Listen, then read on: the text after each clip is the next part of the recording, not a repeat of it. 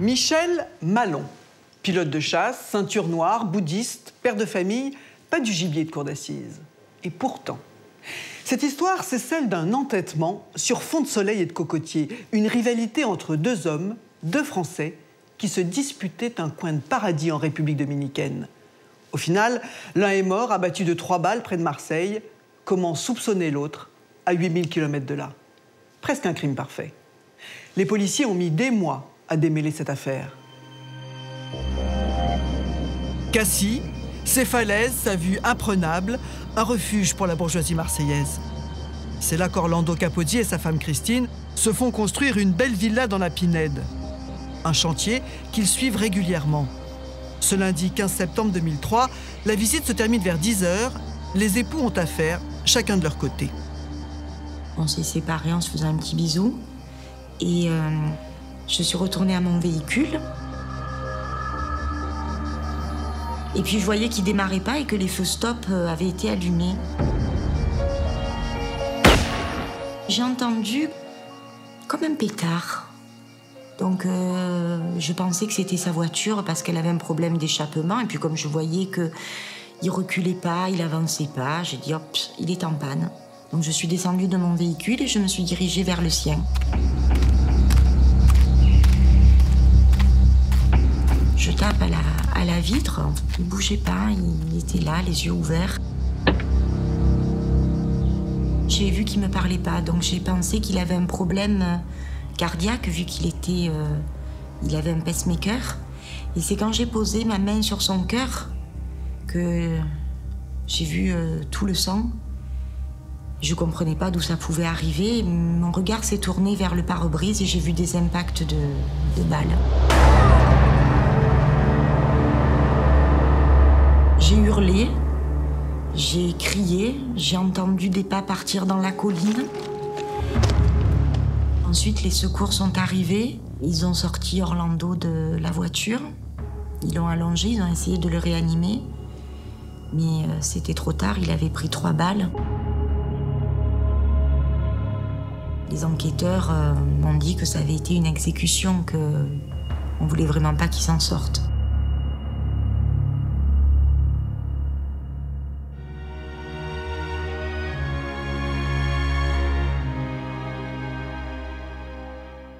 Daniel Capozzi, vous êtes la mère d'Orlando et vous vous êtes rendue sur place dès l'annonce de la mort de votre fils. Oui, ce lundi matin, 10h moins le quart, le téléphone sonne, j'étais en train de jardiner. Je vois que c'est Christine, ma belle-fille, qui m'appelle. Je réponds et j'entends des hurlements. « Dany, au secours, venez vite, on vient de tirer sur Orlando. Il est plein de sang, il me répond plus, je suis seule, venez vite, venez vite. » Je suis pétrifiée, on a tiré sur Orlando. Bon, je prends la voiture, 5 minutes après, j'arrive à la villa, je contourne la voiture. Elle est en plein soleil, je vois de suite 3 trous dans le pare-brise, je m'approche de mon fils qui est dedans, assis. Je lui parle, j'ai dit « Orlando, ça va ?» Il a les yeux grands ouverts, ses beaux yeux verts, regardez la colline en haut. À ce moment-là, le médecin, qui est une doctoresse, vient à moi, elle me dit « Madame Capozzi, votre fils était mort quand on est arrivé. Vous savez, on l'a tué 3 fois. Chaque balle l'a tué, il n'y en aurait eu qu'une, n'importe laquelle. Il était mort. » Et il avait des ennemis, votre fils? Comment vous expliquez à ce moment-là cette chose-là? Des envieux, des jaloux, peut-être.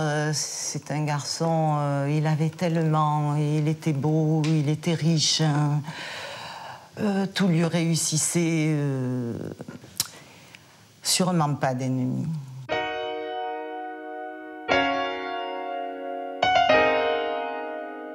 Commandant Jean-Pierre Paravisini, à l'époque, vous êtes à la CRIM de Marseille.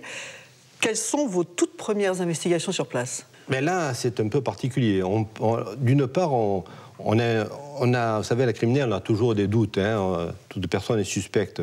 Donc, effectivement, il y a son épouse qui est présente. Il n'y a pas de témoin. On va écarter par la suite cette hypothèse-là, puisqu'il n'y aura pas de traces de poudre sur les mains de Mme Quenuel. Et les vérifications qu'on fera par la suite fera en sorte que cette hypothèse sera écartée. Et la deuxième hypothèse, bien sûr, c'est que le tir vient du haut de la colline. Mais vous parvenez à identifier le lieu du tir? On n'arrive pas à parvenir. On a la balistique, par les 2 ou 3 points de détermination de la trajectoire, délimite un endroit, mais n'arrive pas à délimiter exactement le lieu du tir, de ce fait, on n'arrive pas à retrouver l'emplacement précis où le tireur a fait usage de son arme. Donc on est un peu dans... On ne trouve pas de munitions sur place, on ne trouve pas bien sûr de carabines, etc. On ne sait pas trop où on va aller, quoi. Nous avons un tireur.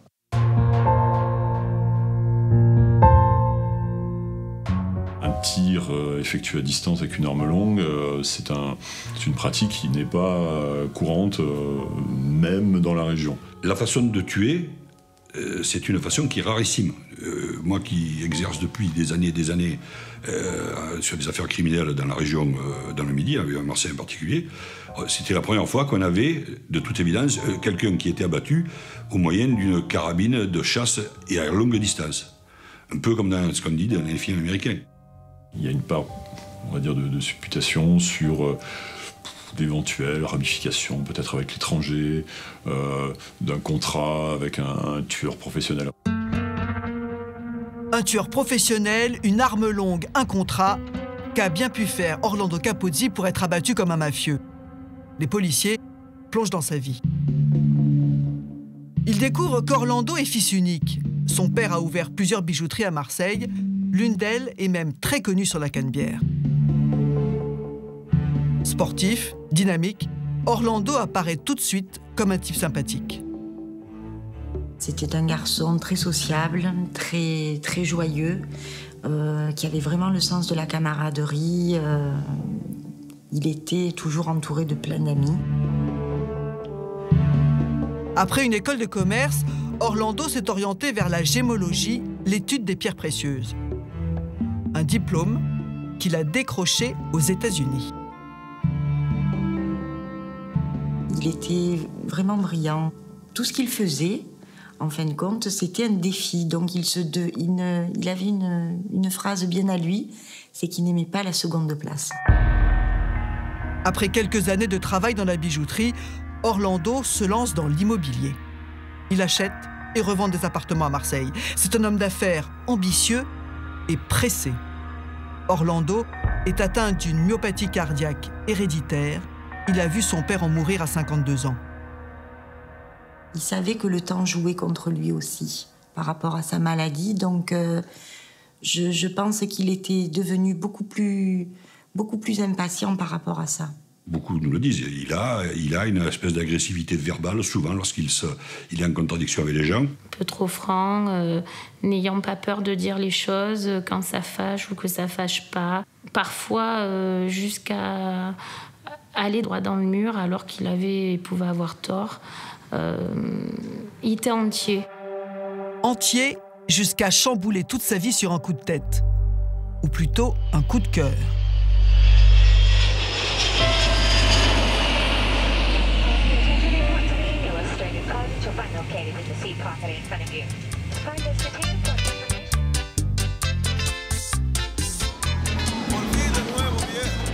Nous allons partir en vacances, rendre visite à son cousin en République dominicaine.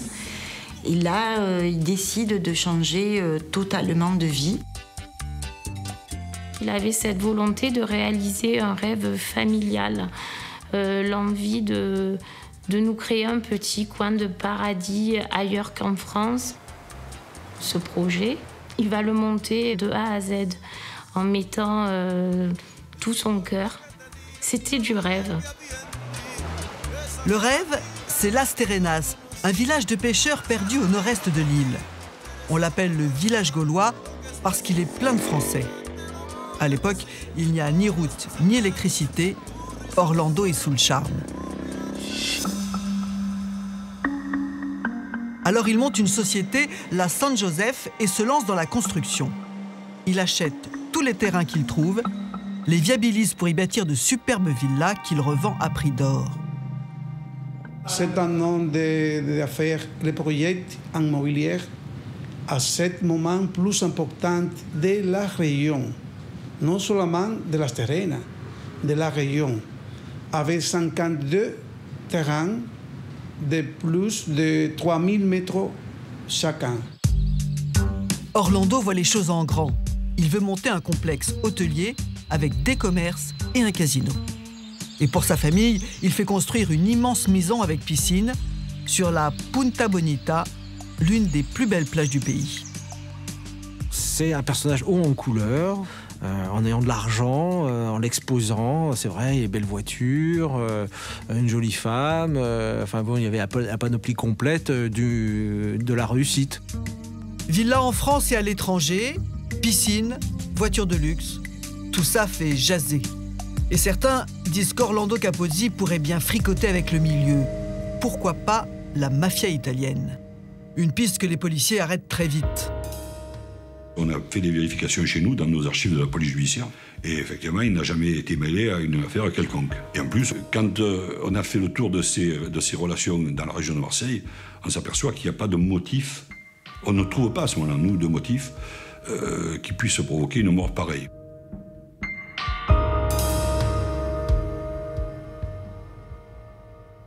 Une exécution à l'arme longue. Forcément, ce meurtre fait du bruit à Marseille et les langues se délient. 2 jours après la mort d'Orlando Capozzi, un informateur balance un tuyau aux policiers. Il leur livre même 3 noms, Malon, Spadoni et Giustiniani. D'après cet homme, c'est Malon qui serait le commanditaire du crime. Cette information est relativement précise, dans ce sens que sur Michel Malon, il nous dit qu'il est associé avec Orlando Capozzi, qu'il est installé à Saint-Domingue où il a monté une entreprise de construction. Et il nous dit qu'il y a un conflit entre Capozzi et Malon sur des intérêts d'argent. Michel Malon serait en guerre contre Capozzi à Las Terrenas. Alors, il aurait décidé de l'éliminer. Pour commettre le crime, Malon aurait fait appel à l'un de ses meilleurs amis marseillais, Christian Spadoni. Il nous dit également qu'il connaît bien l'assassin, puisqu'il le connaît depuis son enfance. Il nous dit qu'il avait une société de climatisation. Il nous précise d'ailleurs que cette société de climatisation était en faillite. Ce Spadoni aurait donc accepté de tuer Orlando Capozzi. Et il aurait lui aussi recruté pour commettre le crime. C'est comme ça que l'informateur s'est retrouvé dans le coup. Lui et un autre homme, Yves Giustiniani. Il nous précise que ce Yves Giustiniani travaille à la RATM, qui est la régie des transports marseillais, des bus. Et il nous dit qu'il a fait des repérages accompagnés de Spadoni et de Giustiniani. Et là, il va nous indiquer qu'il a même assisté à des essais qui ont été effectués par Spadoni et par Giustiniani, les essais de l'arme, la carabine calibre 222, par des tirs effectués sur un arbre dans un village du Var. L'informateur accepte même de conduire les policiers sur place. Là, il leur désigne un arbre. L'écorce porte 3 impacts de balles. Les policiers en extraient des projectiles qu'ils vont comparer à ceux qui ont été retirés du corps d'Orlando Capozzi.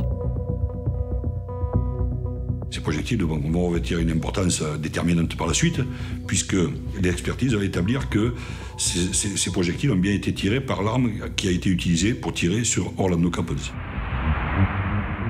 Cette fois, les policiers tiennent une piste. Même si leur informateur semble de moins en moins sérieux. Alors c'est une personne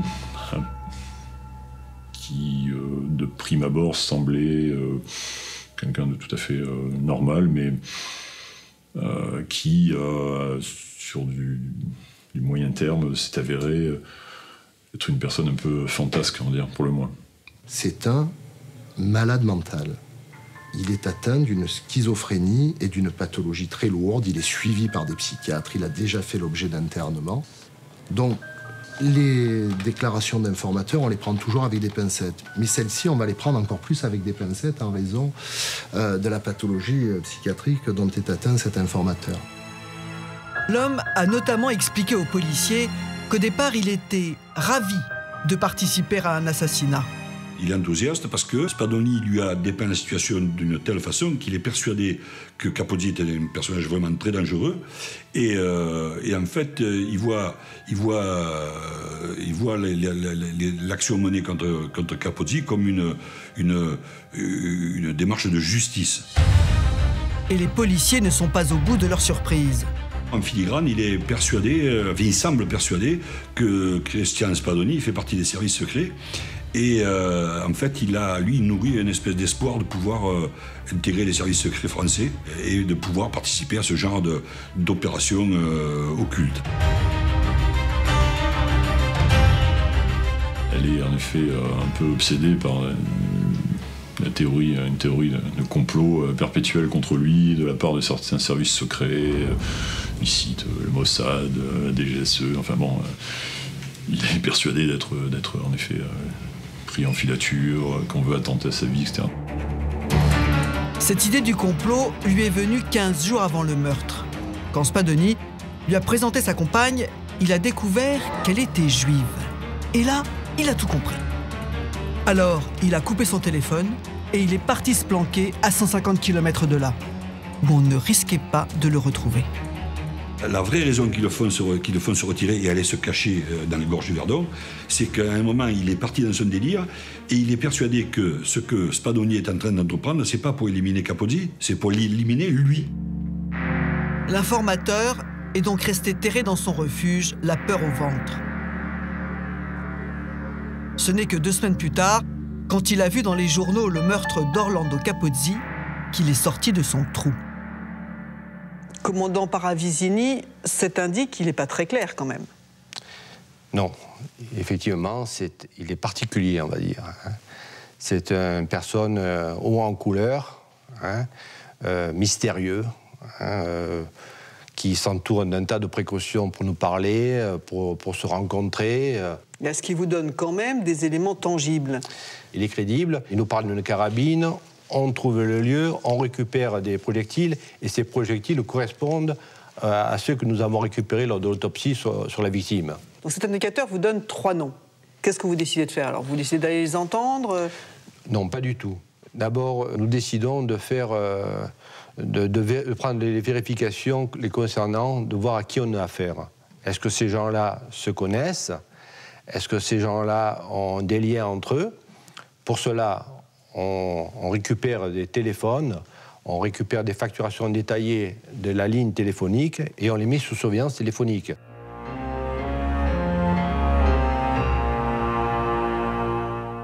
Michel Malon, Christian Spadoni, Yves Justiniani, l'enquête de la police se concentre maintenant sur ces 3 hommes. Les policiers s'intéressent d'abord à Michel Malon, celui qui aurait commandité le meurtre. C'est un homme qui a vécu plusieurs vies. Ancien pilote de chasse, il aurait résilié son contrat avec l'armée de l'air parce qu'il refusait de porter l'arme nucléaire. Ensuite, il a dirigé de gros travaux pour la SNCF. Intelligent, calme, mesuré, Malon est un adepte des arts martiaux. Il a même ouvert un dojo où il donnait des cours de karaté. C'était quelqu'un de passionné, c'était quelqu'un de patient, de gentil. Tous les gens qui l'ont côtoyé m'ont toujours dit du bien de lui. En 2000, Michel Malon est parti pour la République dominicaine. Orlando Capozzi l'a recruté. Il avait besoin de quelqu'un de confiance sur place pour mener à bien ses projets à Las Terrenas. Malon construisait pour Capozzi et a monté sa propre société. Il avait créé une constructora et il construisait des maisons, des villas, des routes. Un homme qui ne vivait que pour son travail, que pour ses constructions, surtout pour l'amour de la construction. C'était la première personne qui avait des grosses machines ici à Las Terrenas. Et nous, on commençait des projets avec des routes. Et les premières routes qu'on a fait, c'était à la main, les Haïtiens. Et en fait, c'est comme ça que j'ai commencé à avoir contact avec Michel. Michel Malon a vite fait son trou en République dominicaine. Là-bas, il se fait appeler Malone. Il travaillait très bien. Puis quand partout où tu allais, que tu voyais que tu allais avec lui quelque part, c'était « Hola Michel, comment tu vas ?» Je veux dire, il était allègre.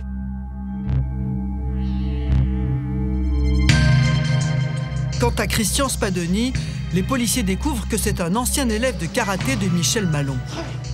Les deux hommes se sont rencontrés au dojo. Depuis, ils ne se quittent plus. Christian Spadoni, personnalité complètement différente de Michel Malon. Alors, plus marseillais, on va dire, plus impulsif. Un peu détendu à la marseillaise, la blague facile. Christian Spadoni, c'est le plombier climatiseur, l'artisan, mais un artisan intello. Homme brillant, cultivé, intelligent, il s'intéresse par exemple à l'étude du russe, il a une grande culture pour ce qui concerne tous les arts martiaux, la culture des pays asiatiques, et sur ce terrain-là, c'est un homme intéressant. Christian Spadoni est aussi quelqu'un qui a le sens des valeurs. Passionné par le Moyen-Âge et la chevalerie, il aime les hommes d'honneur. C'est quelqu'un qui cultive ce sens de l'amitié et qui ferait volontiers sienne cette maxime de La Fontaine, l'amitié, rien n'est plus commun que le nom, rien n'est plus rare que la chose. Lui, il s'inscrit dans la rareté, mais on peut compter sur lui. Au rang de ses amis, on trouve Yves Justiniani, un homme qui a fait des études de notaire avant d'intégrer la régie des transports marseillais. Sympa, serviable, Justiniani est aussi angoissé, car il a déjà fait 2 infarctus du myocarde. On sait qu'il est plus ou moins en séparation avec son épouse. Il est pas mal aidé par sa mère financièrement parce que il est en arrêt de maladie. Il a des problèmes cardiaques assez graves, assez sérieux. Un prof de karaté zen, un plombier intello et un malade du cœur, voilà donc les 3 hommes que l'informateur balance. 3 hommes sans casier judiciaire. Commandant Paravizini, vous avez donc 3 noms, Malon, Spadoni, Justiniani. 3 hommes en fait qui n'ont pas du tout le profil. Est-ce que, sans la dénonciation de l'informateur, vous aviez une chance de remonter jusqu'à eux? Dans l'immédiat, je ne pense pas. On ne serait pas remonté tout de suite jusqu'à eux. Il aurait fallu d'abord examiner l'entourage de la victime, et tout ça, ça aurait pris du temps. Et vous décidez donc de les surveiller plutôt que de les entendre? Tout à fait. On décide de les surveiller parce que nous n'avons pas tous les éléments d'enquête, nous n'avons pas les retours des facturations détaillées, nous n'avons pas les retours de la balistique, nous n'avons pas les filatures sur les intéressés qui vont nous dire s'ils sont en relation directement ou pas. Tout ça, il y a un travail à faire et il ne suffit pas d'aller interpeller tout de suite les présumés auteurs et puis de les interroger. Non, il faut construire le dossier pour avoir toutes les chances de notre côté. C'est ce que nous décidons de faire. Les policiers marseillais s'envolent pour la République dominicaine où ils découvrent une drôle d'ambiance. Lorsqu'on arrive à Las Terrenas, qu'on rencontre les gens, moi qui ai travaillé sur le banditisme dans la région marseillaise, et là on rencontre des gens qu'on a connus, mais qu'on a connus dans le domaine du banditisme à Marseille. Et ce qui est assez original, c'est qu'on va, aux côtés de ces gens-là, on va rencontrer des gens qui sont, eux, issus de la bourgeoisie française. C'est encore le Far West, il faut se replacer dans le contexte. On est dans les années entre 98 et 2003. Les gens se promènent avec le colt à la ceinture. Enfin, c'est des choses qu'il faut intégrer. Le pays offre aussi quelques facilités pour des gens peu scrupuleux. Il existe une législation qui est très précise en République dominicaine, et cette législation est adaptée en fonction des magistrats, des policiers et de chaque personne qui détient une parcelle du pouvoir. En fait, on est dans le domaine complet de la corruption. C'est dans ce contexte qu'Orlando Capozzi et Michel Malon se sont lancés dans les affaires. Pendant 2 ans, ils ont travaillé main dans la main. Et les affaires marchaient bien. Il faut savoir que les terrains qui ont été achetés par Orlando Capozzi, ce sont des terrains qui valent plusieurs millions de dollars US. Les affaires marchaient bien puisque, si vous voulez, c'est un projet. Vous savez, un projet, vous avez des milliers de mètres carrés. Vous avez les moyens de le faire vivre, de construire, d'avoir un projet de 55 villas d'un côté. Après, il y allait avoir une partie résidentielle. Il y avait même un troisième projet de casino, de supermarché. Je veux dire, c'était des gros moyens. Donc ça marchait bien. Tout roulait jusqu'au jour où Orlando a commencé à soupçonner Michel de l'arnaquer, de lui surfacturer du caliche, une sorte de remblai pour soutenir les routes. Disons que si Michel facturait 100 camions de caliche à la Saint-Joseph, des fois il en passait que 40. Donc 60, ça fait un petit manque, quoi. Répété sur plusieurs jours, sur plusieurs mois, ça a vraiment été, voilà, oui, le début de leur problème à tous les deux.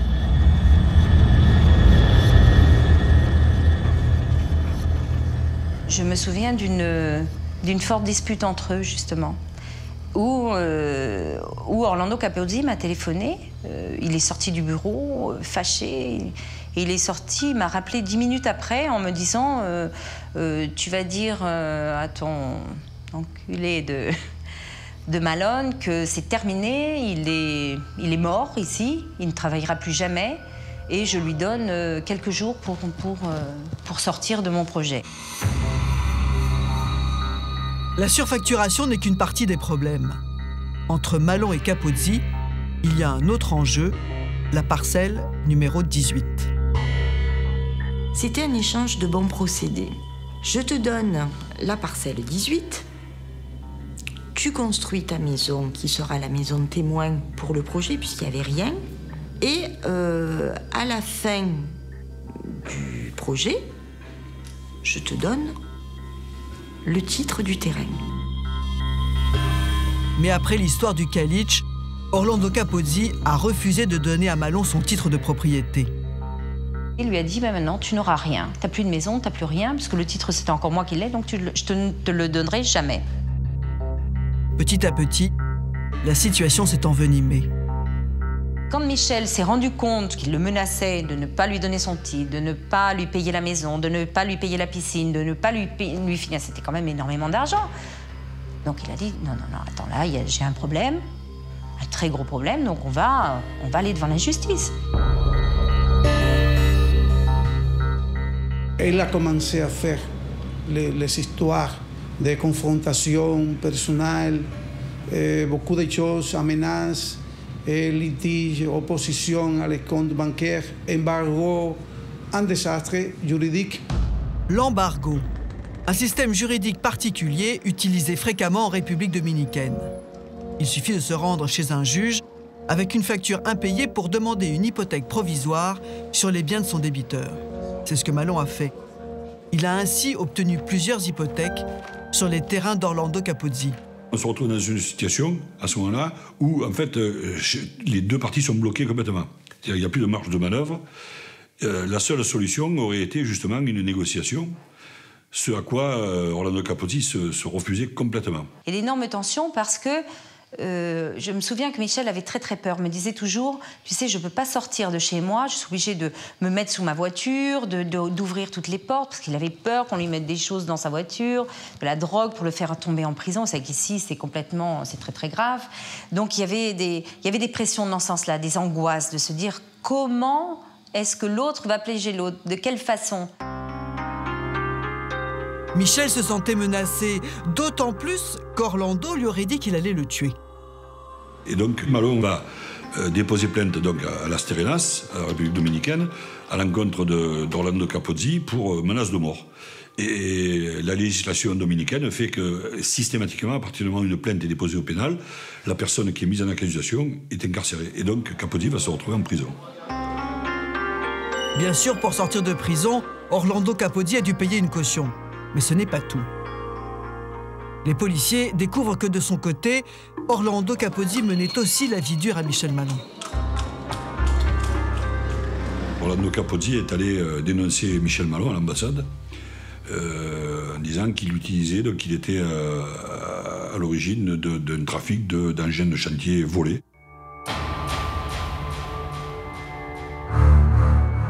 Du trafic d'engins volés. Non, non, Michel, il a fait venir ces engins. Il y a eu la douane, les impôts étaient payés en douane, il y a des reçus.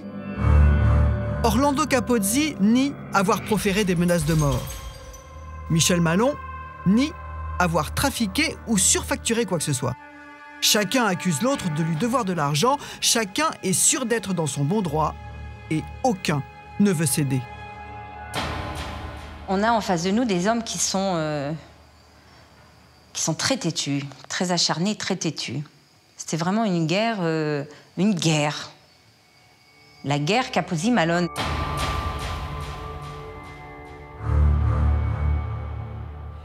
C'est dans ce climat qu'un nouvel événement vient exacerber la haine entre les deux hommes. Le 16 mai 2003, Michel Malon prend sa moto pour rentrer chez lui à Las Terrenas. Sans casque, comme d'habitude. Il conduisait toujours une moto assez haute, assez grande. Il conduisait assez vite, d'ailleurs. Une centaine de mètres avant d'arriver chez lui, il y a une voiture qui a déboulé d'un tout petit chemin et qui l'a choqué.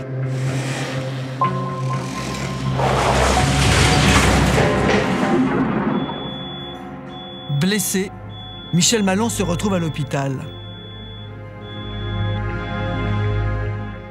Il a été touché à la tête et il a eu beaucoup de séquelles. Il a eu beaucoup de mal à s'en remettre. Il a été persuadé que c'était un coup monté, que c'est Capozzi ou sa bande qui lui a envoyé le...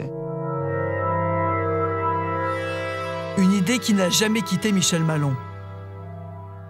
4 mois plus tard, Orlando Capozzi est assassiné à Cassis dans sa voiture.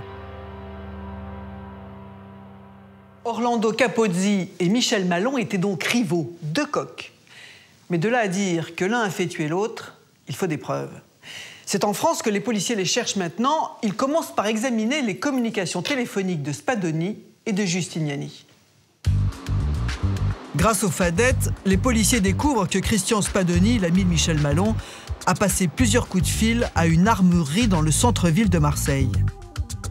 Les policiers s'y rendent pour apprendre qu'Yves Giustiniani, le copain de Spadoni, a acheté une carabine de calibre 222 Remington. Lorsqu'on découvre qu'ils achètent cette arme, en fait, on va s'intéresser aux conditions de l'achat et on s'aperçoit donc que la commande de la carabine a lieu donc le 20 mai. Et que le 20 mai se situe uniquement quelques jours après la pseudo-tentative d'assassinat en moto commise sur Michel Malon. L'armurier explique que début août, 1 mois et demi avant l'assassinat d'Orlando Capozzi, Christian Spadoni est revenu. Il lui a acheté des accessoires pour la carabine. Dominique, c'est ça le matériel que les suspects ont acheté? Oui, c'est ça, Frédéric. Une carabine de chasse, Remington, calibre 222, répétition manuelle, plusieurs coups, et tout un tas d'accessoires qui vont avec. Alors, une lunette de visée, lunette de précision, un télémètre, c'est un appareil qui sert à lire la distance entre le tireur et la cible. Un réducteur de son qui vient se visser au bout du canon de la carabine, donc c'est un silencieux. Une visée point rouge, on connaît ça. Hein, ça, c'est pour pointer la cible. Et puis ensuite, ils ont bien choisi le type de munitions qu'ils ont tiré. Le 222, c'est un calibre, mais il y a plusieurs types de munitions 222. Eux, ils ont choisi de tirer de la subsonique, ça pèse 2,30 g, subsonique blindée. Le tireur a utilisé 3 balles. Les 3 balles ont été mortelles, dont une qui a explosé le pacemaker d'Orlando Capozzi. Que dit la balistique, Dominique? La balistique dit, Frédéric, que les 3 balles qui ont servi à tuer Orlando Capozzi et celles qui ont été retrouvées dans l'arbre après les essais de tir, sont bien des balles de calibre 222 Remington qui peuvent avoir été tirées par le type d'armes qu'ont acheté Giustiniani et Spadoni. Est-ce qu'il fallait être bon tireur avec ce matériel pour ne pas louper sa cible? Frédéric, il faut savoir utiliser une arme, c'est certain, mais il ne faut pas forcément être un très bon tireur. Quand on a un matériel pareil, une carabine comme ça, il ne faut pas être un très très bon tireur. En examinant encore la téléphonie, les policiers s'aperçoivent que Spadoni et Giustiniani ont des petites manies. Ces gens-là utilisent des téléphones qui ne coupent jamais. On présume même que lorsqu'ils mettent leur téléphone à charger, ils le laissent en marche. Le téléphone n'est jamais coupé, autant pour Spadoni que pour Giustiniani. Et qu'est-ce qu'on fait comme constatation qui est beaucoup plus intéressante? C'est que le jour des faits, on constate que leur téléphone a été coupé un peu avant 7 h du matin, quasiment en même temps, après une dernière conversation entre eux d'ailleurs, et que ces téléphones vont être remis en marche vers 13 h. Donc pour nous, il est évident que c'est un élément subjectif, mais c'est quand même un élément essentiel. Ça veut dire que ce jour-là, il s'est passé quelque chose de particulier dans leur vie. Ils ont coupé leur portable, mais ils n'ont pas arrêté de s'appeler. Ils se sont téléphonés avec des appareils anonymes. Des téléphones qui n'auraient pas dû être repérés, mais Giustiniani a fait une erreur. Il a glissé sa puce anonyme dans son téléphone personnel, et ça n'échappe pas aux policiers. Car de nos jours, on peut remonter tous les appels passés depuis un portable grâce au code e-mail, un numéro de série unique pour chaque téléphone, une sorte d'ADN. Quand on va s'intéresser à ce numéro de téléphone-là, on va s'apercevoir qu'en fait ce téléphone-là fonctionne et est en relation uniquement avec un autre numéro de téléphone non identifié. Ces deux numéros de téléphone anonymes, en fait, lorsqu'ils fonctionnent, transitent uniquement sur les relais qui sont situés autour du domicile d'Orlando Capozzi. Les policiers découvrent que ces deux téléphones ne fonctionnent qu'à certaines dates. On va s'apercevoir que c'est à l'époque où Orlando Capozzi rentre de Saint-Domingue et vient séjourner en France que, comme par hasard, les téléphones se mettent à fonctionner. Comment Spadoni et Giustiniani ont-ils pu être informés des allées et venues d'Orlando Capozzi? Là aussi, les téléphones vont parler. On s'aperçoit que chaque fois, aux périodes quelques jours ou quelques heures avant que Orlando Capozzi ne rentre en France, il y a des appels qui viennent de Michel Malon en République dominicaine à destination du téléphone de Cristian Spadoni. On en vient à la déduction que Michel Malon va informer Cristian Spadoni de l'arrivée de Orlando Capozzi et lui permettre de cette façon-là de mettre en place des surveillances et éventuellement peut-être de l'éliminer. D'ailleurs, Spadoni et Malon, qui avaient l'habitude de s'appeler très régulièrement, ont brutalement cessé de le faire depuis le 15 septembre. Le jour de la mort d'Orlando Capozzi. Ça aussi, c'est bizarre. Il n'y a plus de communication entre les téléphones de Michel Malon et le téléphone de Cristian Spadoni. Si ce n'est qu'on s'aperçoit que Cristian Spadoni reçoit un appel qui émane d'une cabine téléphonique qui se situe à Saint-Martin-de-Crau. Saint-Martin-de-Crau, c'est le domicile de Michel Malon qui, à ce moment-là, séjourne en France. Pourquoi Michel Malon prend-il autant de précautions pour se rendre à une cabine téléphonique pour appeler son ami, Cristian Spadoni? De quoi a-t-il pu lui parler ce jour-là?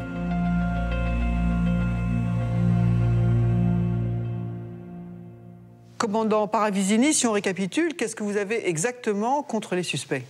Alors, contre les suspects, nous avons leur relation. Ils se connaissent, il y a un mobile. Malon a un différend important avec Capozzi. Malon est en relation intime avec Spadoni. Nous avons l'achat de l'arme. Nous avons les munitions récupérées dans l'arbre, correspondantes avec celles récupérées dans le corps de la victime. Tout cela, ce sont des preuves. Et donc vous arrivez à écrire un premier scénario? Nous arrivons à écrire un premier scénario. Le scénario qui, d'ailleurs, nous avait été donné par l'informateur. L'informateur, qu'est-ce qu'il nous dit? Il nous dit que Spadoni a agi pour le compte de Michel Malon pour un différend avec un nommé Capozzi, problème financier.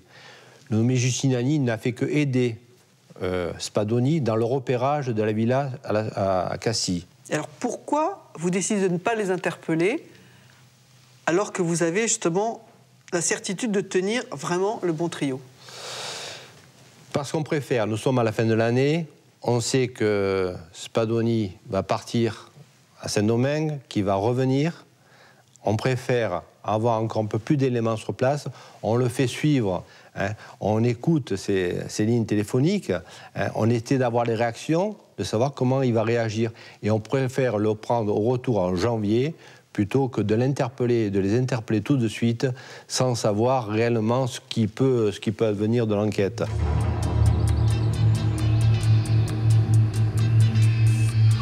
À Las Terrenas, la vie suit son cours. Michel Malon travaille désormais avec Christian Spadoni, qui supervise les chantiers, trouve de nouveaux acheteurs, se comporte comme son nouvel associé.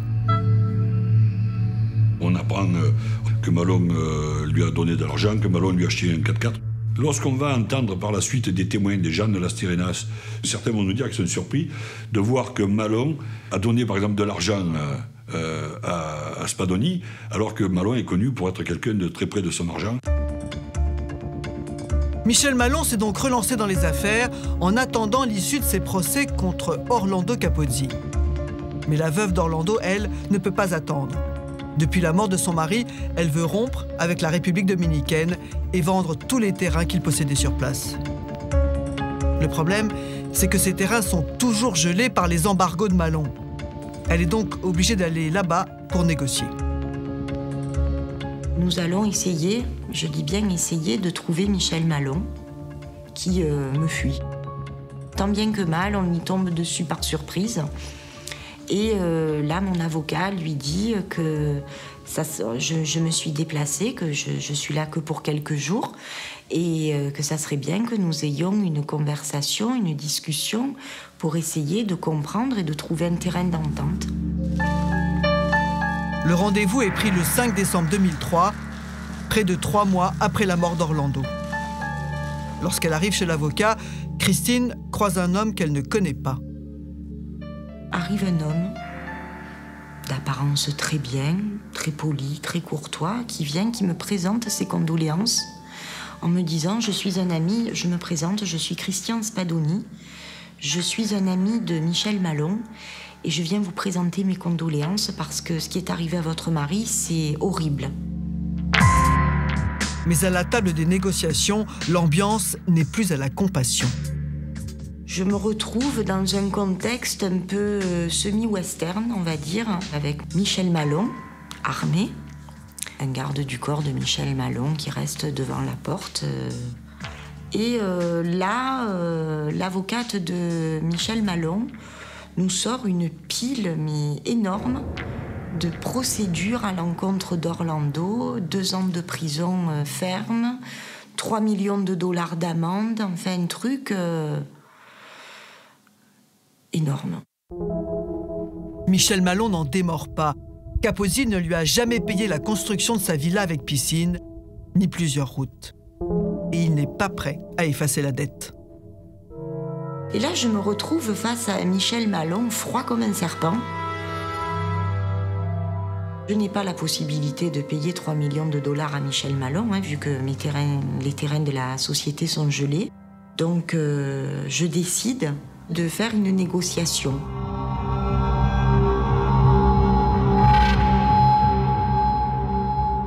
Ça a duré 2 jours, jusqu'à ce moment où j'en peux plus. Moi, ce que je veux, c'est rentrer chez moi, retrouver mes enfants. Donc, je lui accorde les terrains qu'il demande. Christine lâche 4 terrains en compensation de la dette. En échange, Malon accepte d'arrêter toutes les procédures. Ça a choqué toute la communauté française de Las Terrenas qui ne voulait pas prendre parti. Mais simplement, les gens ont dit, mais il lui devait rien, quoi. Il lui devait une somme tout à fait médiocre dans le cadre de relations entre entrepreneurs. Et il va avoir les 4 plus beaux terrains de la concession de Las Terrenas, en première ligne, en bord de mer, les cocotiers, enfin vous imaginez, 800 valeurs du terrain lui-même, 800 000 $, avec la construction derrière, enfin c'est la fortune pour Michel Malon. C'est la fortune. Michel Malon ne cache pas sa joie, sans savoir que les policiers suivent au téléphone tous ses commentaires de satisfaction.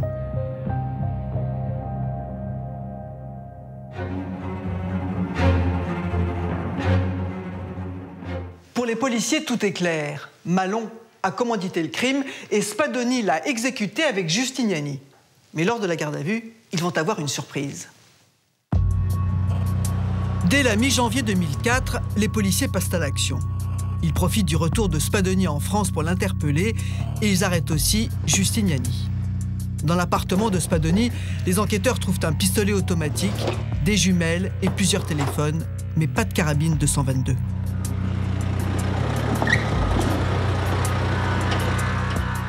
En garde à vue, Christian Spadoni nie être impliqué en quoi que ce soit dans la mort d'Orlando Capozzi.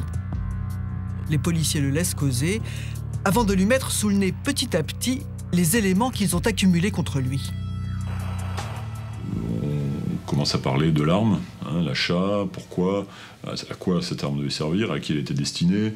Bon, donc c'était a priori une arme pour aller chasser ou braconner, enfin peu importe, en Corse. Mais pourquoi un réducteur de son ? Pour pas déranger, parce que on était censé s'en servir chez la mère d'Yves Giustiniani pour pas déranger, donc on met un réducteur de son. Et le télémètre laser, bon, pas de réponse. Et Spadoni n'est pas beaucoup plus bavard sur son emploi du temps le jour du meurtre. À partir de là, ça commence à devenir un peu moins précis, un peu plus vague. C'est, bon, on est parti faire une balade en forêt, on voulait être tranquille. Bon, petite faille. Au bout de quelques heures, Spadoni ne peut plus nier. Il craque.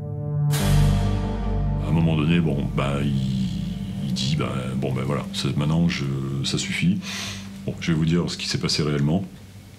Et il nous explique qu'il est l'auteur du tir sur Orlando Capozzi. Et il raconte. Ce lundi 15 septembre, Giustiniani l'a déposé à côté de la maison d'Orlando Capozzi. Calmement, il est allé se poster sur la colline. Il nous explique comment il arrive à positionner son arme. Et il se sert d'un morceau de bois qui se termine par une fourche. À un moment donné, donc, Orlando Capozzi sort de sa maison, rentre dans son véhicule. Christian Spadoni nous explique qu'il attend que sa femme ne soit pas dans le champ, enfin à portée de tir. Et là, il fait feu.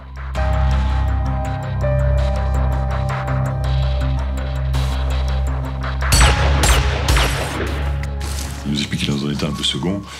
Il ne sait plus s'il ramasse ou pas les douilles. Il s'éloigne du pas de tir et ensuite il reprend le chemin inverse.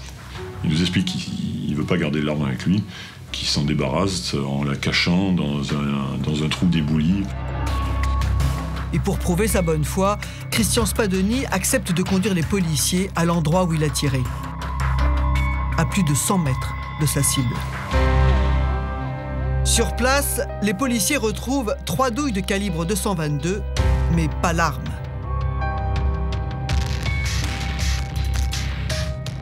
Pendant ce temps-là, en garde à vue, Yves Giustiniani ne reconnaît qu'une seule chose. Il a bien conduit son ami Spadoni à Cassis. Giustiniani, lui, explique qu'il n'était pas au courant que Christian Spadoni allait tuer Orlando Capozzi. Il lui avait en effet parlé d'une correction, il lui avait parlé en effet des problèmes qu'il avait rencontrés avec lui, ses menaces, etc. Ce jour-là, il a donc déposé Christian Spadoni près de chez Capozzi, sans savoir ce qu'il allait faire. Après l'avoir déposé, il est allé faire un tour sur le port de Cassis, il avait bu un café, et qu'il était allé récupérer Spadoni après que celui-ci l'ait appelé pour venir le chercher, quoi.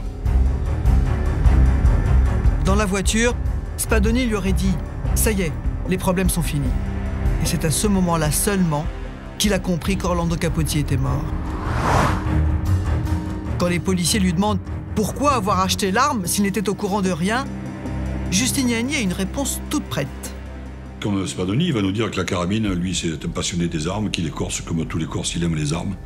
Et que cette arme-là, elle était uniquement destinée à aller tuer du sanglier à Regno sans que ça attire l'attention du voisinage.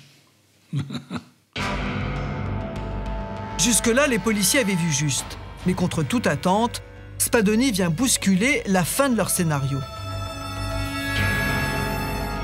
Michel Malon n'est pas le commanditaire. Sa ligne de conduite, c'est moi, je prends tout sur moi. L'ensemble des faits, l'achat de l'arme, les repérages, il agit à la demande ou sur les ordres de personne. Spadoni explique que s'il a tué, c'est par amitié. Parce qu'il était persuadé que son ami Malon était en danger. Et il a les bruits qui lui reviennent de Las Terrenas où ça se passe mal, où ce contentieux a pris une dimension terrible. Procès, histoire d'argent, menaces, accidents. Alors il dit qu'il a essayé d'arranger la situation. Il est même allé 3 fois essayer de raisonner Orlando Capozzi. Il nous explique, j'essaie d'avoir des explications avec lui, mais il n'y avait pas moyen. Et à un moment donné, il m'a menacé, moi et mes enfants. Ça se passe très mal entre les deux hommes. Christian Spadoni dira « J'ai été menacé, mes filles qui sont la prunelle de mes yeux, j'ai eu peur pour elles. » Capozzi a même dit que ses enfants ils finiraient sur le trottoir. Donc il nous explique qu'à un moment donné, il avait plus le choix. C'était lui ou Orlando Capozzi, quoi.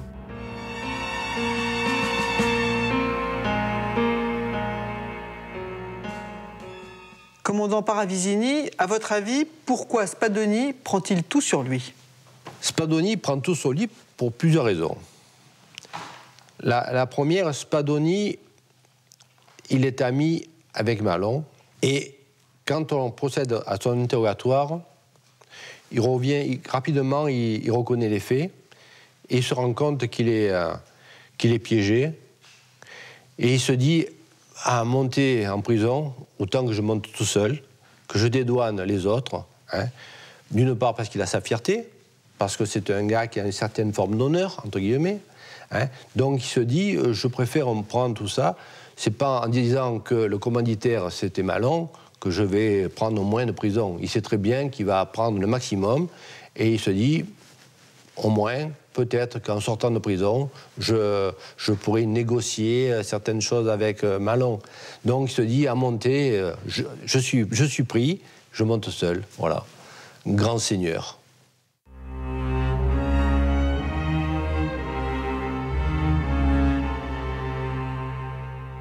À l'issue de leur garde à vue, Spadoni et Justiniani sont mis en examen pour assassinat et incarcérés. Quant à Malon, c'est une question d'heure. Spadoni a beau le mettre hors de cause, les policiers sont en route pour la République dominicaine. À Las Terrenas, les policiers marseillais n'ont aucun pouvoir. Ce sont donc les policiers dominicains qui prennent les choses en main. Ça a été un peu une chevauchée, une course-poursuite dans les lomas. On a vu arriver tout un tas d'auxiliaires. En fait, ce sont des Dominicains, tous armés jusqu'aux dents et qui sont partis à la chasse, en quelque sorte, pour retrouver Michel Malon, qui, fort heureusement, n'a pas été trouvé par ces gens-là, mais est revenu à son bureau pendant qu'on y était. Parce que je ne sais pas ce qui lui serait arrivé, quoi. Je ne sais pas s'ils avaient bien compris ce qu'on leur demandait, mais ils devaient penser peut-être qu'il fallait l'éliminer. Voilà.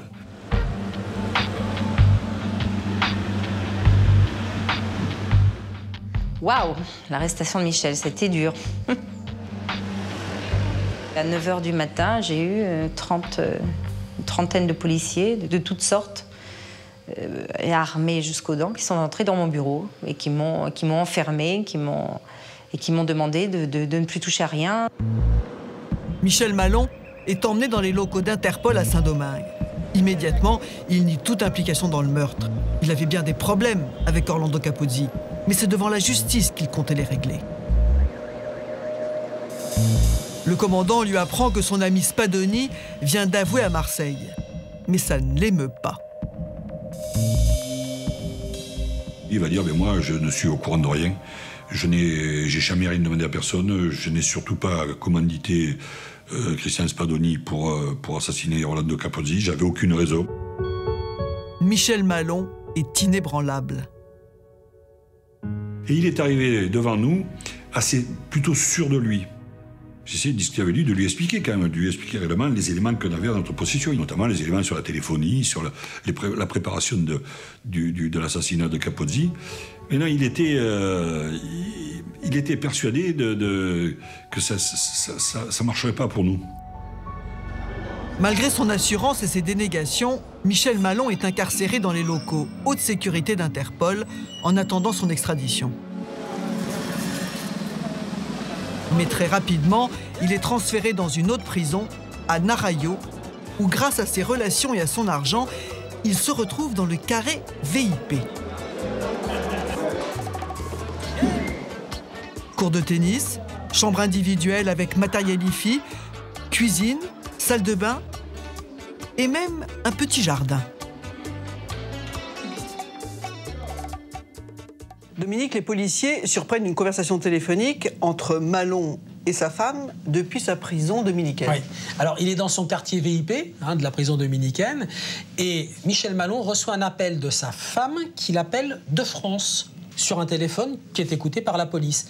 Et leur conversation, elle va sacrément intéresser les enquêteurs. Pourquoi? Parce que jusqu'ici, Michel Malon, il a toujours dit « je ne sais rien du meurtre d'Orlando Capozzi ». Et là, il dit le contraire à sa femme. Voilà ce qu'il lui dit. C'est la retranscription de l'écoute téléphonique. Je ne sais pas s'il faut que je leur dise aux policiers que Spadoni s'était confié à moi après. Un jour, il était venu à la maison, il était effondré, il me l'avait dit. Je pouvais quand même pas aller le dire à la police. Bon, écoutez, je sais ce qui s'est passé, mon meilleur ami vient de tuer machin. Qu'est-ce qu'il fallait que je fasse? Et sa femme lui répond, bah oui, mon trésor, c'est défendable. Et Malon continue, mon souci, c'est qu'aujourd'hui, on risque de me reprocher de ne pas être allé le balancer. Mais enfin, je ne savais pas les détails. Alors les policiers en tirent quelle conclusion? Il y a deux hypothèses, Frédéric. Soit Malon dit la vérité à sa femme, Spadoni a lui-même décidé d'aller tuer Orlando Capozzi, et il lui a dit après. Ça fait de Malon même pas un complice. Bon, non-dénonciation de crime, ou recel de malfaiteur, puisqu'il l'a hébergé chez lui, ça ne va pas chercher très très loin. Soit, il y a une deuxième hypothèse, Malon sait pertinemment que la conversation qu'il a avec sa femme est écoutée par les policiers, donc il leur donne un os à ronger. Il dit plus « je sais rien », il dit « oui, je savais, Spadoni me l'avait dit, mais je ne pouvais quand même pas dénoncer un ami ». Et dans les deux cas de figure, première et deuxième hypothèse, de toute façon, il est innocent. Première hypothèse de travail, celle du chevalier blanc. C'est Spadoni seul qui aurait eu l'idée du crime et qui aurait tout organisé. Il y a, dans le profil psychologique de Christian Spadoni, quelque chose un petit peu, vous savez, du bandit d'honneur. Un peu à la Corse. Quelqu'un qui prend tout sur lui. Il y a une histoire de fierté, il y a une histoire d'homme. Il s'est cru un personnage du début du siècle, quoi. Servant dans les troupes de Mémé Guérini, avec fidélité totale à la parole donnée quand on est corse. Il se croit le Lucky Luciano de Cassis. Pour les policiers, cette hypothèse ne tient pas. Car contrairement à ce qu'il prétend, Spadoni n'a probablement jamais rencontré Orlando Capozzi. Aucun lien téléphonique entre Capozzi et Spadoni.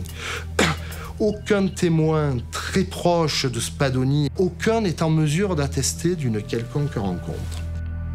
Spadoni affirme qu'il voulait réconcilier Capozzi et Malon. Dans ce cas, pourquoi ne pas l'avoir fait au grand jour? Si effectivement on dit on va essayer de rencontrer ce type-là, on va essayer peut-être de le secouer un peu, ou de lui parler, ou de lui demander des comptes, ou de l'amadouer, ou de négocier, pourquoi utiliser un téléphone anonyme? Ça sert à rien. Ça sert à rien. On va utiliser le téléphone anonyme comme le font les truands ou les voyous, parce qu'on sait qu'il va y avoir un acte gravissime au bout et qu'on ne veut pas être identifié. Quant à son mobile, les menaces que Capozzi lui aurait faites, les policiers n'y croient pas non plus. Reste la deuxième hypothèse. Spadoni n'a pas de raison personnelle de tuer Capozzi. Celui qui va retirer quelque chose de la disparition de Capozzi, C'est Malon. Et si on s'en tient à cette logique, tout s'imbrique. Vous savez ce que c'est le crime parfait? Le crime parfait, c'est le crime dans lequel l'assassin n'a aucun rapport avec la victime. C'est le crime parfait. Parce qu'on cherche toujours le lien entre la victime et l'assassin. Là, on aurait pu être dans le cas du crime parfait. Pourquoi? Parce que Spadoni n'a aucun rapport avec Capozzi. Vous savez, dans la stratégie et dans l'architecture criminelle qu'avait calculé Malon, il y avait aussi l'éloignement. Celui-ci s'est dit finalement que le mobile pourrait peut-être se perdre à la faveur d'un océan. Ça n'a pas été le cas. À ce stade de l'enquête, le juge d'instruction a donc beaucoup de questions à poser à Michel Malon. Le problème, c'est qu'il est toujours dans sa prison dorée en République dominicaine.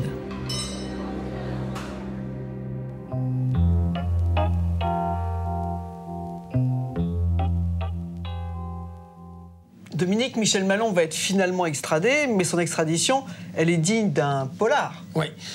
C'est presque Malon plus fort que Malon. Alors, on sait déjà qu'il est dans sa prison VIP et va réussir à en sortir.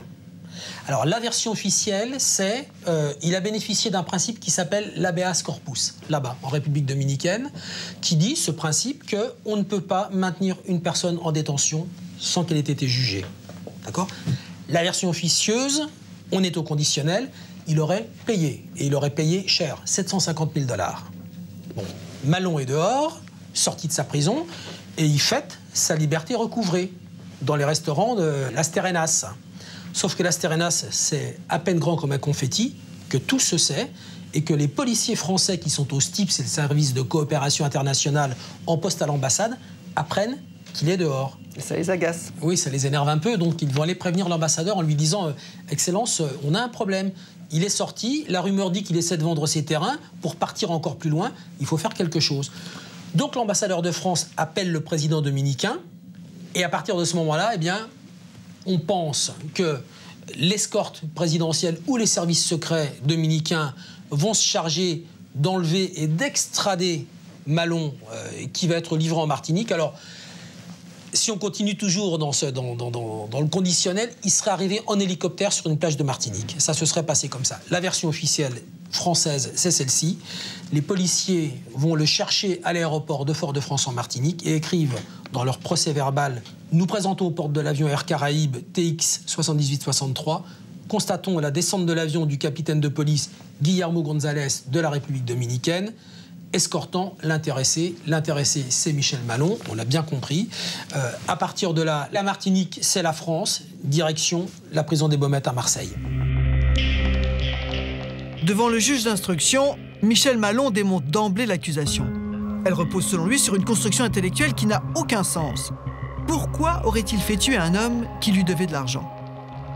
Et il balance, le voyou, c'est pas lui, c'est Capozzi, un escroc qui flouait ses associés. Capozzi ne pouvait pas accuser Michel Malon de surfacturer, puisque c'est lui qui demandait à ce que ça soit surfacturé. Et ça s'est arrêté, ils se sont fâchés, se sont brouillés le jour où Michel lui a dit « stop ». Dans cette affaire, on a dit tout et n'importe quoi à son sujet. Par exemple, qu'il était bloqué à cause de ses procès contre Orlando Capozzi. Michel, il avait un tas d'autres clients. On construisait des villas en Loma, partout, des routes, puisque les seuls engins qui existaient à l'époque sur Las Terrenas, ce étaient les engins de Michel. Donc à chaque fois qu'il y avait une route à faire, on faisait appel à Michel, bien sûr. Michel Malon le dit et le répète, il n'a rien à voir avec la mort d'Orlando Capozzi. Il n'y a pas de preuve directe ou indirecte d'implication de M. Malon et les mobiles étaient inexistants. Dans cette affaire, la seule chose qu'on peut lui reprocher, c'est d'avoir su et de n'avoir rien dit. Tout d'un coup, il apprend que son ami, depuis des années, se trouve impliqué dans des affaires extrêmement importantes. Par fidélité, en voyant cette détresse, il a accueilli M. Spadoni. Il lui a aidé. C'est ce qui peut être reproché à Michel Malon, effectivement, de ne pas avoir eu la réaction d'aller immédiatement dénoncer Christian Spadoni, et donc à la police, et dire que c'est lui qui avait tué Orlando Capozzi. Mais bon, on est loin d'un commanditaire de crime. Et ce qu'on lui fait, c'est un scandale. Pendant qu'on le retient injustement en France, il se fait piller en République dominicaine. Il y a eu des mouvements sur ses terrains, sur son business, de personnes qui ont profité parce qu'ils se disaient que de toute façon, Michel, il n'allait plus jamais revenir, donc ils allaient en profiter de la situation.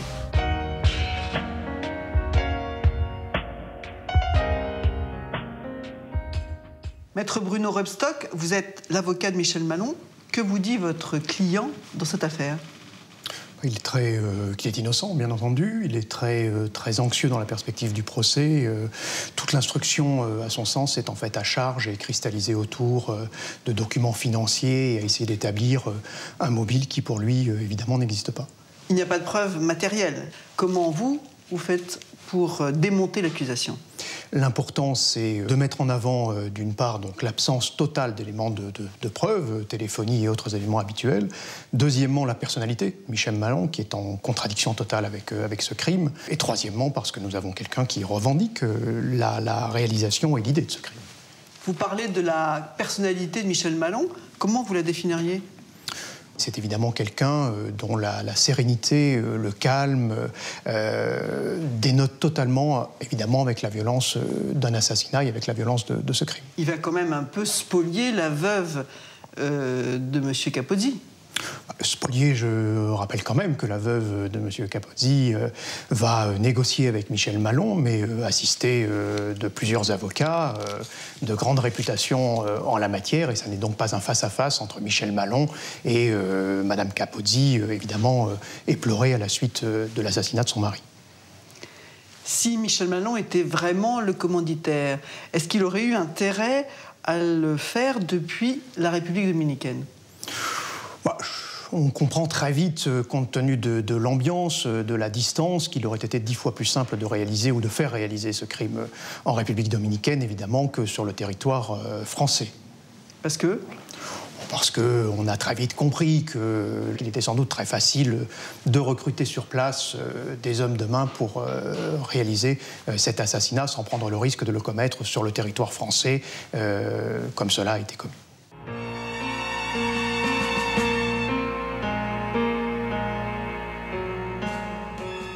L'argent.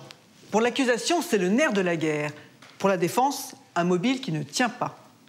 Le juge a besoin de savoir si Malon avait un intérêt financier à éliminer Capozzi. Pour avoir la réponse, le juge d'instruction fait appel à un expert financier. Mais son travail ne va pas être une mince affaire. En République dominicaine, c'est très difficile, parce que par ailleurs, il y a énormément de faux qui sont faits. Il y a, du fait de la corruption, et aussi des documents officiels qui sont obtenus de façon illégale, en quelque sorte. Hein. Et c'est vrai que ça rend les investigations d'autant plus difficiles. Mais après des mois de travail et plusieurs rapports, l'expert parvient quand même à se faire une religion. Compte tenu des documents que m'ont été donnés par les deux parties, j'ai conclu que M. Capozzi devait une somme très minime par rapport à ce que, réclamait M. Malon. En tout cas, pas le montant, je crois, de 500 000 $ qu'il réclamait, jamais de la vie. Moi, j'ai chiffré, disons, en gros, la dette à environ 100 000 $. Et l'expert enfonce le clou. M. Capozzi est dans une étudiante ville d'affaires tout à fait aisée pour une personne comme ça, voilà. Ce qui n'était pas le cas de Michel Malon.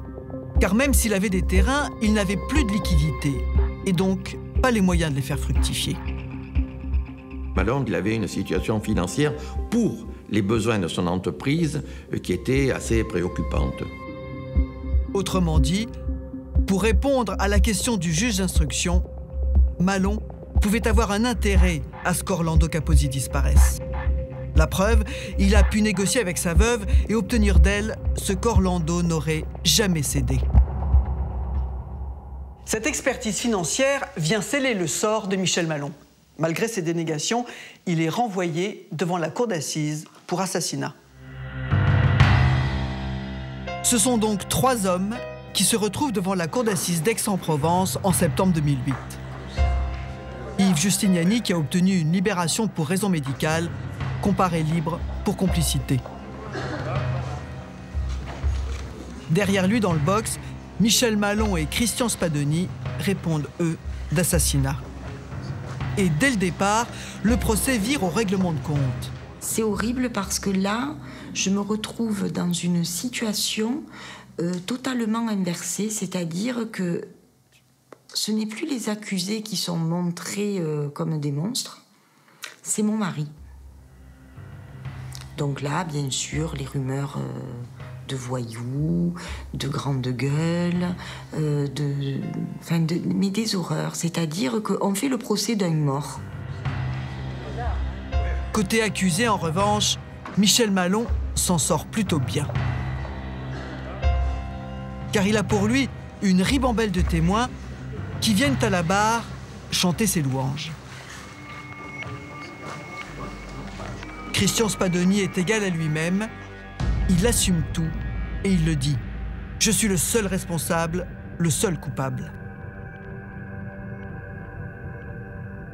C'est moi et c'est personne d'autre, très déterminé, très déterminé. C'est le chevalier des temps modernes. Quant à Yves Justiniani, l'impression qu'il fait est désastreuse. C'est quelque chose de phénoménal parce qu'il ne sait rien. Il a mené Christian Spadoni pour tuer Orlando, mais il ne sait pas qui va tuer Orlando. Il va rentrer vraiment dans le rôle du malade, hein, c'est-à-dire qu'il faut qu'il s'allonge dans le tribunal, il est pas bien. Mais ce n'est ni le chevalier des temps modernes, ni le grand malade qui préoccupe l'avocat général. C'est Michel Malon, celui qui serait le cerveau du crime, mais contre lequel il n'a aucune preuve. Le dossier était difficile à tenir pour l'accusation, d'autant plus que nous n'avions pas les témoins dominicains et nous n'avions pas, surtout, c'était un élément important, absolument important, nous n'avions pas la présence de l'expert financier. On va regretter tous ensemble que des témoins, là, aient fait défaut. Mais c'est, quelque part, c'est l'as terrenas. Il n'y a pas que des gens qui ont forcément envie d'être confrontés à la justice pénale, même en qualité de témoins. Et ça va donner une dimension un petit peu chaotique à cette procédure. Astucieusement, Bruno Rebstock et Éric Dupond-Moretti, les avocats de Malon, s'engouffrent dans la brèche. Pour eux, le litige entre Malon et Capozzi portait sur des queues de cerises. Et s'il n'y a plus de litige, il n'y a plus de mobile, donc plus rien contre Malon. Mais ils n'arrivent pas à convaincre l'avocat général. J'ai requis des peines lourdes, j'ai requis des peines de 25 ans, à la fois contre Michel Malon et contre Christian Spadoni, parce que j'ai considéré qu'ils étaient associés dans ce projet criminel. Et j'avais demandé une peine moins forte, de 20 ans, pour Justiniani. Mais les jurés ne l'ont pas vraiment suivi. Christian Spadoni est condamné à 20 ans de réclusion criminelle. Yves Justiniani prend 8 ans. Quant à Michel Malon, c'est la surprise. Il est acquitté. Catastrophe, écœuré. L'injustice est la plus poignante. On a accentué sur la personnalité d'Orlando et on a complètement minimisé le rôle de Malon. Et Malon s'en est tiré. Beaucoup de déception parce que c'était pas du tout ce qu'on attendait. Ça a été horrible, cette décision de voir d'un coup ces gens hurler de bonheur que vous savez que c'est lui. Mais il n'a même pas exulté. C'est comme s'il le savait. De fait, c'est un Michel Malon encore sidéré qui sort le soir même de prison. On a vu cet homme sortir de la maison d'arrêt avec ses 2 gros sacs, embrassé par sa compagne et soutenu par elle. Donc après, il a rencontré des gens qui sont venus à sa rencontre au fur et à mesure. Alors, acquittement, sortie de prison, ça vous fait quoi? Mais j'en reviens pas encore. Je suis tellement ému que j'en reviens pas encore. J'arrive pas à m'exprimer. Sinon, les 5 années, je suis bouddhiste, donc je vais considérer ça comme une retraite de 5 ans.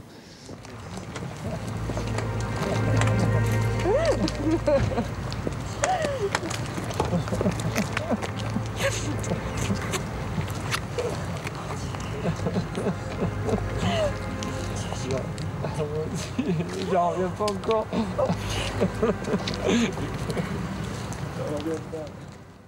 Maître Rebstock, j'imagine que cet acquittement est un véritable soulagement pour vous. C'est un soulagement, mais on sait que ce sera un soulagement de courte durée dans la mesure où le parquet fera nécessairement appel de cet acquittement. C'est un soulagement aussi quand même parce que cette décision est intervenue au terme d'un délibéré relativement rapide, ce qui nous laisse à penser du côté de la défense de Michel Malon que l'évidence s'est rapidement imposée à une majorité des jurés et de la Cour. Malon reste libre pendant 2 ans. Que fait-il ? Il réapprend à revivre en famille, à réinstaurer des liens sociaux, et puis il va ensuite évidemment chercher à faire le bilan ou à reprendre ses affaires telles qu'il les avait laissées. Et il va donc à ce moment-là, après de grandes hésitations, se rendre en République dominicaine. Il va y passer ces 2 années de liberté ? Il ne passera pas ces 2 années, il fera des va-et-vient entre sa famille en France et ses affaires en République dominicaine. Il n'a jamais pensé prendre la fuite ? Jamais. Michel Malon n'a jamais pensé à prendre la fuite. Il est convaincu, évidemment, de son innocence et il veut qu'à nouveau, devant la cour d'assises d'appel, cette innocence soit définitivement reconnue. Novembre 2010, retour aux assises pour Michel Malon. Ses avocats Bruno Rebstock et Éric Dupond-Moretti sont confiants, prêts au combat. Le parquet veut jouer jusqu'au bout, mais cet appel, il a été interjeté. Nous ne craignons pas cet appel parce que le dossier n'est pas plus rempli qu'il ne l'était en première instance. Côté partie civile, il y a du changement. La famille d'Orlando Capozzi a fait appel à un nouvel avocat, maître Gilbert Collard.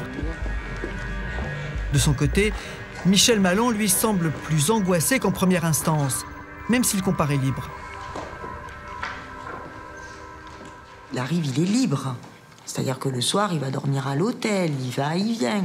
Ce qui est très dur pour nous, quand vous êtes dans une salle, où vous attendez que la porte du tribunal s'ouvre et que vous l'avez à côté de vous à la machine à café. À ses côtés, il y a Yves Giustiniani, qui a fait appel de ses 8 ans de prison et qui continue de se dire totalement innocent. Lui, c'est un somnambule. C'est le somnambule du boulevard du crime, lui. Bon, il sait pas. Il déambule dans toute cette histoire comme s'il avait les yeux bandés, les oreilles bouchées, les mains ligotées. C'est vraiment le somnambule du crime, lui. Le seul qui n'est pas rejugé, c'est Christian Spadoni. La Cour l'a extrait de sa prison pour témoigner. Il est donc venu prêter main forte à ses amis et redire qu'il est le seul coupable. La déposition de Spadoni n'était pas un numéro, c'était un sketch. Spadoni, c'est le prototype du meilleur ami qu'on préférerait avoir comme meilleur ennemi. Il va tellement en faire pour dédouaner ses 2 complices que tout son jeu va sonner faux. La défense a du mal à remonter la pente. D'autant qu'entre Gilbert Collard et Éric Dupond-Moretti, c'est une guerre de ténors qui se joue devant les assises du Var. Qu'on a Éric Dupond-Moretti, dont le talent est indiscutable, et que je suis là. Bon, c'est l'affrontement de 2 bêtes de prétoire, quoi. Salut, je demande plus rien.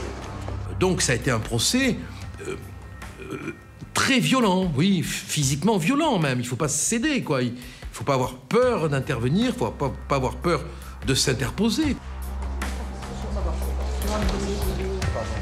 ses cris, ses disputes. Ah oui, parce que c'était la commedia dell'arte. Hein. Quand vous avez Collard d'un côté, Dupond-Moretti de l'autre, oui, on sent une certaine animosité entre les deux hommes, hein, mais dans l'intérêt de la défense de leurs clients. Et les coups pleuvent. Gilbert Collard a une nouvelle cartouche. Il a déniché un PV dans lequel un témoin affirme qu'il faut avoir lu L'art de la guerre de Sun Tzu pour comprendre Malon.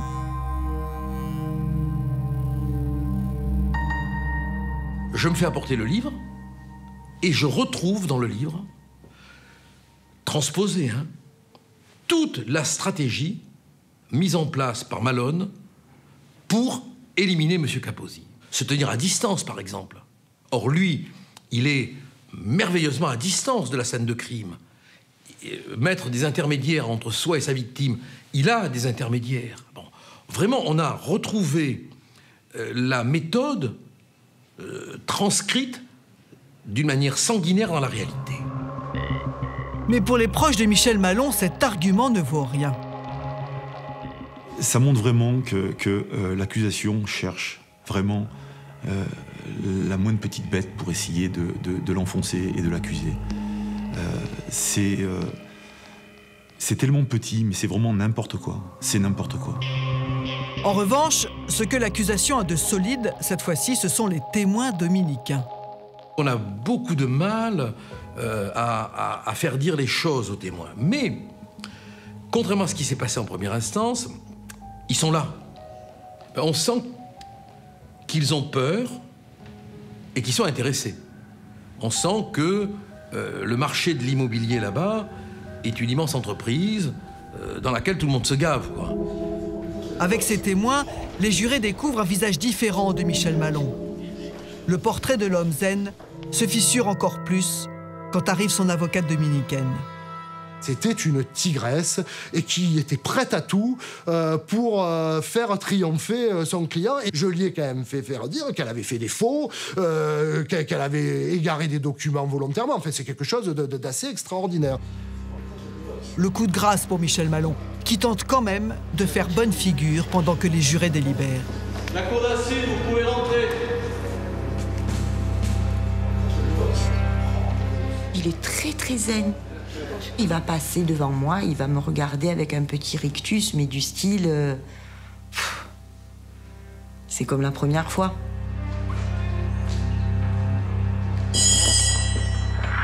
Mais ça ne se passe pas comme la première fois. Yves Justiniani est condamné à 10 ans de réclusion criminelle, soit 2 ans de plus qu'en première instance. Quant à Michel Malon, il prend 15 ans. Ça nous est tombé dessus comme un couperet, comme un rideau qui tombe. On n'a pas compris. On n'a pas compris ce qui s'est passé. Quand on passe en 2 ans, en 2 procès, on passe d'innocent à accusé, c'est sans preuve supplémentaire. Qu'est-ce qui s'est passé dans la tête des gens? Comment a été mené le procès? Je ne sais pas. Non, je ne comprends pas. Michel Malon, lui, encaisse sa condamnation sans rien dire. Très zen, résigné. Il a mis tout seul les mains derrière le dos et les policiers n'ont plus qu'à fermer les menottes sur ses poignets. Ça m'a étonné. Ils étaient, lui comme son camarade, son co-accusé Yves Justiniani, se sont laissés faire. Pas un mot, pas un bruit. Je trouvais ça très étonnant. Moi, mon regret final, c'est pourquoi ils se sont pas mis, ces deux hommes, à un moment donné, autour d'une table, et ils se sont pas mis d'accord. C'est le drame de ce procès. C'est pas des gibiers. Michel Malon, c'est pas un gibier de cour d'assises.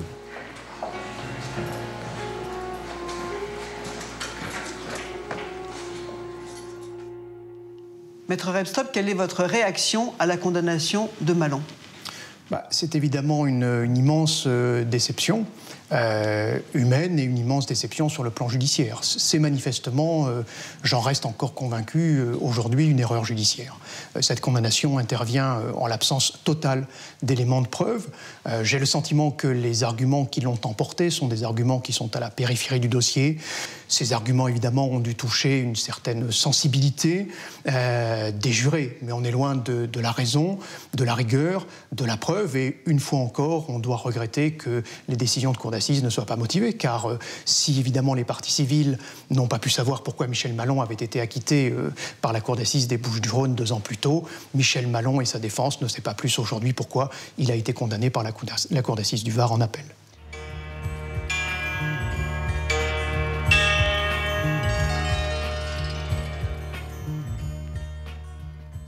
Daniel Capozzi, donc après cet acquittement, Michel Malon est condamné à 15 ans en appel. Et quelle est votre réaction à ce moment-là? Pas le bonheur, mais un soulagement que cet homme aille en prison où il mérite d'être, même si c'est pour une courte durée. Il a commandité l'assassinat de mon fils. L'assassin a pris 20 ans, il doit prendre 30 ans. Sans lui, il n'y aurait jamais eu d'assassin ni d'assassiné. Les 2 années qui se sont passées entre le premier procès et l'appel, j'ai su qu'il était retourné à Saint-Domingue, vivre à Saint-Domingue. Pendant 2 ans, je l'ai imaginé chaque jour sur les plages qu'il a estorquées en faisant assassiner à mon fils, à vivre là-bas sur ces plages de rêve. Ça a été dur. Je suis soulagée, donc, là, même si je sais qu'il ne va pas rester longtemps en prison.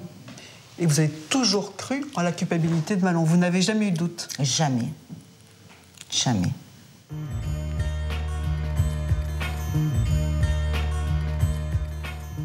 Michel Malon et Christian Spadoni ont donc gagné quelques années à l'ombre. En prison, Malon se serait mis à la peinture.